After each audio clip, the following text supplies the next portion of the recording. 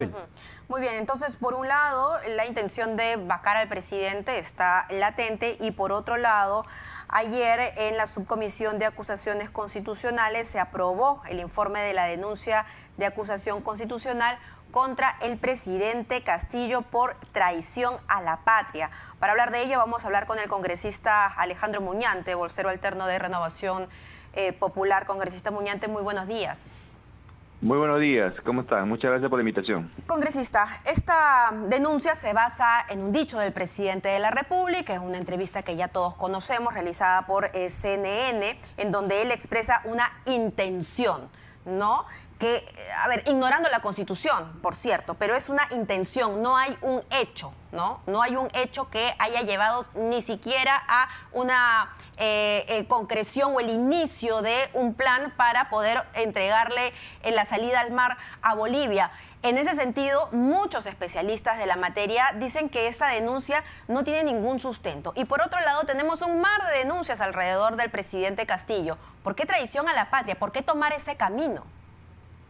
A ver, yo quiero referirme específicamente a lo que está en la denuncia. No quiero emitir una opinión porque si no sería hacer un adelanto de opinión y eso no está permitido para los miembros de la subcomisión de acusaciones constitucionales.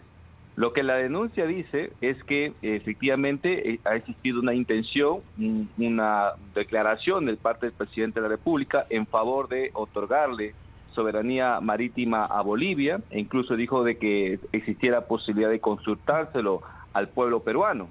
Ahora, si bien es cierto, el delito penal de traición a la patria, que es la que tenemos nosotros que analizar y estudiar para ver si es que se tipifica este hecho, habla de un acto precisamente, pero se hace su símil en la denuncia con respecto a el desarrollo del delito de traición a la patria para el caso de los miembros de las Fuerzas Armadas.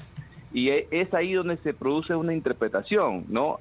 El actual presidente, estando en funciones, es jefe supremo de las Fuerzas Armadas y por ende, según la denuncia, también le atañe lo que está establecido en el Código de Justicia Penal Militar. Esto es que bajo cualquier modalidad, ya no habla siquiera de un acto, sino bajo cualquier modalidad, el presidente, digamos, busca restarle la soberanía. Entendemos, pero estamos hablando de supuestos, ¿no? De supuestos, de algo que no en realidad se ha hecho. Por eso yo le pregunto, si alrededor del presidente existen otro tipo de denuncias, hay elementos que podrían llegar a otro tipo de denuncia, una infracción constitucional, ¿por qué no ir por ese camino? Porque la idea finalmente de la oposición es vacarlo y en el caso de la acusación constitucional, suspenderlo. A ver, le comento, el artículo 117 de la Constitución Política no permite siquiera acusar al presidente por actos de corrupción o por cualquier otro hecho que no esté enmarcado dentro del 117. Entonces, no cabría una acusación constitucional, por ejemplo, por el tema Zarratea o por el tema de la señora Karelyn López. Aquí lo que corresponde, lo único que se le puede hacer un antejuicio, que es por un delito, es por el delito justamente de traición a la patria. Estirar un poco, ¿no?, la situación para que se encamine por la vía que usted menciona. Pero, congresista, ¿no le parece que esto es muy forzado? O sea, a ver, se dice que es una opinión del presidente. Puede ser cuestionable o no, puede haber sido un lapsus del presidente, lo que sea, ok. Pero de ahí a decir que ha cometido delito de traición a la patria, él no ha dicho que va a someter al Perú a una dominación extranjera. Lo que ha dicho es cuestionable, evidentemente, porque si no, en ese caso, hubiésemos acusado de traición a la patria a otros presidentes que en el pasado también se han mostrado en favor de una salida al mar de Bolivia. ¿Cuál es el sustento? Por eso, y yo insisto en la pregunta que le hace Mabel, ¿cuál es el sustento aquí? Porque parece que se le quiere condenar. Repito, puede ser cuestionable la opinión, estamos de acuerdo, pero acusarlo de traición a la patria, ¿no le parece que es un exceso? ¿Es algo forzado? Mire, la dominación extranjera no tiene que darse de manera completa, dice en todo o en parte, ¿no es cierto?, de nuestra soberanía. Entonces, ahí es donde viene una investigación precisamente. Lo que hemos aprobado... ¿Estamos sometidos a una dominación extranjera? No necesariamente. El artículo penal que habla sobre traición a la patria habla de sometimiento a la dominación extranjera de todo o en parte. En parte puede ser aunque sea 1 metro de nuestro mar peruano. Entonces, por eso justamente se ha procedido a aperturar una investigación. La investigación, el congresista designado para poder justamente recabar las pruebas, las declaraciones, ¿no? Y todos los elementos que se necesitan para evaluar esta denuncia, va a tener que hacer su informe. Pero lo que se ha Congresista, postulado el disculpe. día de ayer es la admisibilidad Ok. de esta denuncia porque cumple con los requisitos formales. Todavía no hemos entrado a tallar en el fondo de Pero la ya denuncia. por una opinión, ya estamos sometidos en parte a una dominación extranjera. Lo que pasa que ahí justamente aplica lo que le comento sobre el Código de Justicia Penal Militar. El Código de Justicia Penal Militar es mucho más amplio en sus verbos rectores para poder tipificar el delito. No solamente habla de un acto, habla de cualquier modalidad, y cualquier modalidad también es una declaración. Por eso es que la denuncia se ha presentado en ese sentido. Yo invitaría en todo caso al público a leer la denuncia constitucional y va a ver ahí la interpretación que se hace. Serán los miembros de la Subcomisión de Acusaciones Constitucionales, a través de un proceso de investigación, los que determinen si efectivamente existe o no existe el delito por el cual se le está siguiendo este antejuicio. Ahora, lo que llama la atención es que hace pocos instantes estaba en el lugar donde se halla usted ahora, el vocero de Fuerza Popular, que insistió en la vacancia y en los argumentos que hay para la vacancia. Veo un artículo del constitucionalista Víctor García Toma hoy en el diario Perú 21, donde dice la puerta de salida es la vacancia. Incluso no he escuchado al constitucionalista más influyente del sector político que usted representa, el señor Domingo García Belaúnde, pronunciarse sobre este tema, de manera que da la impresión de que es cierto, hay algunos firmantes civiles, abogados de esta iniciativa, pero que los constitucionalistas muestran cierta reserva a aplicar el artículo 325 del Código Penal. ¿Cómo ve usted esta polaridad que se ha suscitado entre vacancia, que es promovida por algunos, y la acusación constitucional por traición a la patria que está promoviendo usted, siendo una figura que no se ha aplicado nunca en la historia del Perú contra ningún jefe de Estado y que efectivamente, si uno lo mira de lejos, tiene un impacto atroz para las futuras generaciones y para la imagen de nuestro país en el extranjero? Nos lo contesta, por favor, después de una breve pausa. Tenemos que oír a los anunciantes, a los titulares de las 9 en punto.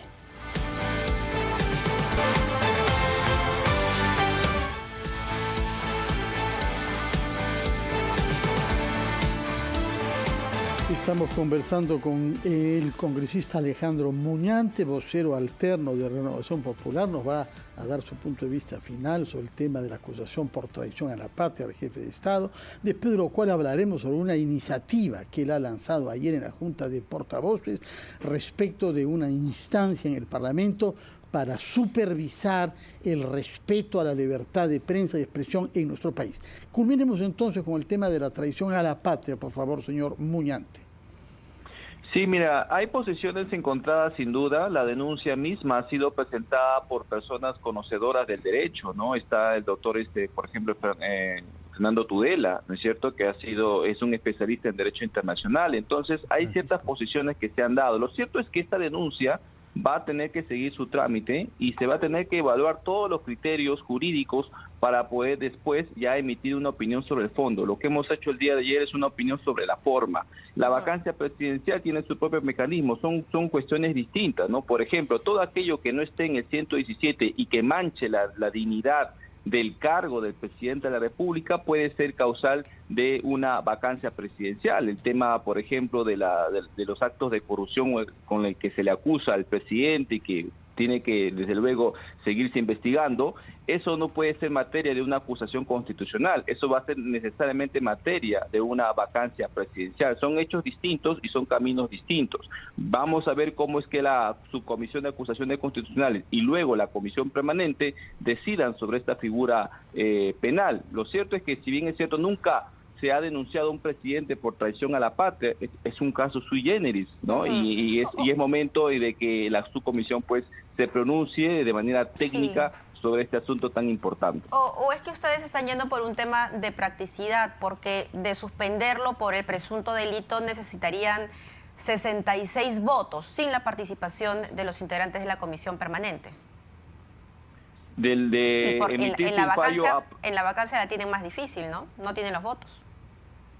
Bueno, los mecanismos están establecidos así, definitivamente, es parte de nuestro reglamento y parte de nuestra Constitución. Si de aprobarse un informe contra el presidente Castillo, ¿cierto?, y esto lo aprueba el Pleno, definitivamente sí procedería en este caso la suspensión. Pero es una estrategia de dos brazos, entonces. Por un lado va la vacancia y hay necesidad de convencer por votos, y por otro lado camina la denuncia constitucional. Yo no lo llamaría una estrategia, porque no ha sido algo que nosotros nos hemos inventado, es algo que se ha producido a consecuencia de las mismas actuaciones del presidente. Entonces, si el presidente comete algunos hechos, tendremos que conducirlo por los mecanismos constitucionales. Motivos hay, por eso mismo la gran duda que tienen los ciudadanos que están atentos a la noticia y se preguntan por traición a la patria y le genera un signo de interrogación frente a otras denuncias, pues sus respuestas nos van aclarando esas dudas, ¿no? Efectivamente, entonces, vamos a esperar cómo se conducen estos mecanismos. Y esperaremos entonces. Pasemos al otro tema, que es una iniciativa suya, la moción 2076, para crear una comisión especial permanente encargada de supervisar y fiscalizar el respeto a la libertad de expresión, prensa y el derecho a la información en el país. Díganos, por favor, ¿dónde ve usted las amenazas a estos derechos fundamentales de la democracia y cómo concibe esta comisión permanente que usted propone crear en el Congreso? Sí, mira, nosotros todos los peruanos hemos sido testigos cómo es que de parte de este gobierno, ¿no? Sobre todo, ha habido cierta hostilidad con la prensa, ¿no? Se le ha impedido incluso a los periodistas hacer preguntas que no les parecía pues las correctas al gobierno. Luego hemos visto cómo personal de seguridad del presidente ha acercado a los periodistas e incluso se ha llegado a golpes, ¿no? Se ha llegado a empujones, siendo claro una agresión física contra ellos en el pleno ejercicio de su trabajo, de sus labores. Entonces creo que eso amerita un pronunciamiento de parte de las instituciones del Estado, y este Congreso, justamente como garante del respeto de los derechos de todos los peruanos, tiene que trabajar en una comisión que justamente busque la supervisión y fiscalización de ese derecho, ¿no? La libertad de prensa, la libertad de expresión y el derecho de información. Los miembros de la comisión especial, o sea, los miembros de la comisión encargada de supervisar el cumplimiento de la libertad de la expresión, ¿serían conformados por los congresistas, a quienes los periodistas investigamos? ¿No le parece que hay una suerte de conflicto de interés y que podría generar ahí algún problema? No, lo que nosotros va a ser una comisión multipartidaria de congresistas, ¿no es cierto?, que va justamente a fiscalizar el cumplimiento irrestricto del derecho a la libertad de prensa, derecho a la libertad de expresión y el derecho a la información de todos los peruanos. Nosotros somos un ente fiscalizador por antonomasia. Entonces, si nosotros vemos que dentro de la administración pública no se está cumpliendo con el respeto de esos derechos, el Congreso definitivamente va a tener que actuar a través de una comisión. Esta comisión estaría facultada para presentar proyectos de ley, informes o mociones que justamente busquen fortalecer estos derechos constitucionales. Congresista Muñante, y esta comisión que usted señala también va a tener la facultad de investigar lo que ustedes consideran muchas veces, de manera equivocada, excesos de parte de la prensa. No es una comisión investigadora. Nosotros podemos podemos elevar un informe frente, por ejemplo, al atropello del ejercicio de los periodistas, y eso pasará a la comisión correspondiente en caso de haber delitos, ¿no? Pasará a la comisión de fiscalización, o en todo caso se presentará un informe ante el Pleno lo aprobará y pasará pues a la comisión de fiscalización. O sea, ahí van a también ver la acción de los periodistas.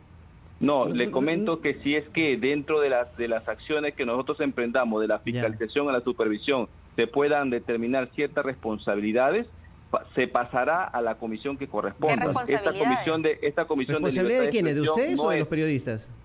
De lo que correspondan. O sea, si es que, por ejemplo... ¿Ustedes van a fiscalizar a los periodistas eventualmente? Vamos a ver si es que el presidente de la República, en aras de no querer responder a los peruanos, comete abusos contra los periodistas que están ahí siguiendo la noticia, si es que se cometen agresiones a la integridad física, ¿no? Y esto es denunciado por los medios de comunicación, esta comisión especial podría elevar un informe condenando esos hechos, ¿no? Y esto podría pasar al Pleno del Congreso para que también en el cumplimiento irrestricto del derecho de los peruanos pueda también aprobar ese informe y, de ser necesario, derivarlo a las autoridades correspondientes. Si se trata de supuestos abusos de la libertad de prensa, ¿también entran a tallar ustedes? Si hay abusos a la libertad de prensa, por ejemplo, por las autoridades del país... No, me refiero de parte de los evidentemente, periodistas. Eso quisiera que quede claro, por favor. Perdón, no entiendo la pregunta. O sea, si hay supuestas denuncias de lo que ustedes llaman a veces excesos de la prensa, ¿no?, en el tratamiento de determinados temas o denuncias sobre determinados funcionarios, ¿ustedes también entran a tallar, como le digo? No, para nada. Nosotros somos completamente respetuosos de la libertad de prensa. Si el periodista desea investigar a una autoridad y lo hace en el ejercicio legítimo de su derecho, pues ¿por qué vamos a nosotros entrar a tallar ahí? Más bien nosotros estaríamos contradiciendo nuestras funciones.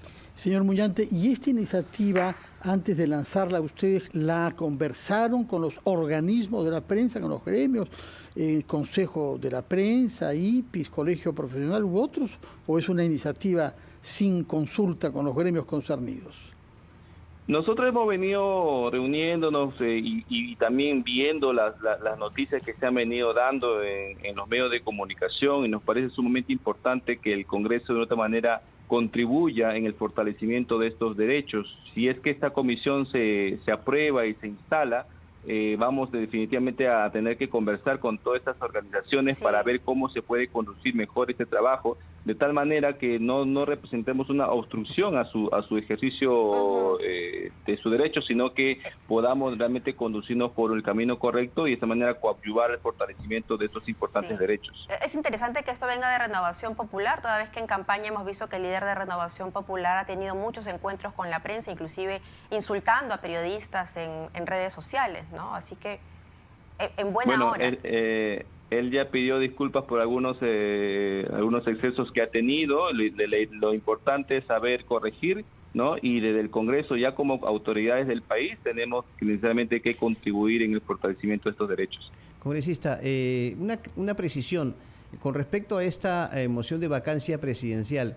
¿Cuándo, eso lo dijo ayer el congresista Montoya, compañero de su bancada, ¿cuándo le estarían presentando? O sea, ¿cuántas firmas se han recabado ya, si es que eso se ha iniciado el día de ayer? Porque hablan de que ya tienen la moción lista, pero están obviamente recogiendo las firmas. ¿Cómo va ese proceso? Sí. Bueno, se están recogiendo firmas digitales, eso tiende a demorar un poco. ¿Cuántas firmas van? No tengo ahorita conocimiento de cuántas firmas van, porque ayer recién en la tarde se comenzó a socializar el documento. Se necesitan 20 firmas para poder presentarla.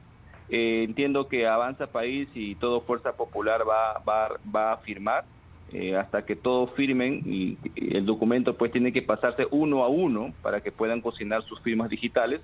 Me imagino que tomará todo el día de hoy, ¿no? Y el día de mañana posiblemente ya se esté presentando. Muchas gracias, señor Muñante, por su presencia en RPP. Que tenga usted muy buenos días. Vamos a ir a una pausa, inmediatamente después de la cual recibimos al secretario general de Podemos Perú, el señor Enrique Wong, que es también el segundo vicepresidente del Congreso de la República y que tomó ayer la palabra en la sesión sobre la censura al ministro Silva, anunciando que su partido se abstendría de votar la censura. Vamos a la pausa y conversamos inmediatamente después con Enrique Wong.